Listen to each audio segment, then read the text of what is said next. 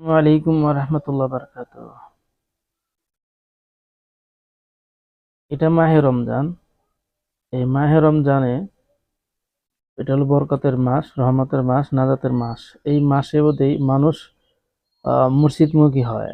তো এটা ইমাম সাহেবদের জন্য অনেক সুবর্ণ সুযোগ, তাদেরকে সহিভাবে নামাজ শেখানো। অধিকাংশ মানুষগুলি নামাজে আসে কিন্তু নামাজ সম্পর্কে জানে না। এমনকি কি তারা কিভাবে দাঁড়াবে সেটাও জানে না, তারা কোথায় হাত বাঁধবে সেটাও জানে না। তো তারা সূরা কেরাত পড়বে কি পড়বে না সেটাও জানে না। তো এখন ওনাদেরকে আপনারা ইমাম যারা আছেন তারা ওনাদেরকে এই সুযোগ হাতছানি না হওয়াটাই ভালো মনে করি, কারণ ওনারা তো নামাজ আসেই না। তো এখন থেকে যদি ওনাদেরকে ট্রেনিং দেওয়া হয় তো আশা করি মাহে রমজান চলে যাওয়ার পরও ওনারা নামাজ আদায় করবে। তো ওনাদের নামাজের গুরুত্বটা এখন দেওয়া উচিত, প্রত্যেকটা ইমাম সাহেবের উচিত নামাজের গুরুত্বটা ওনাদেরকে সামনে পেশ করা, যে নামাজের কতটা গুরুত্ব।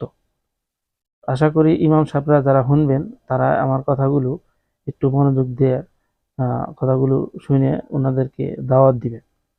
আসসালামু আলাইকুম রহমতুল্লাহ।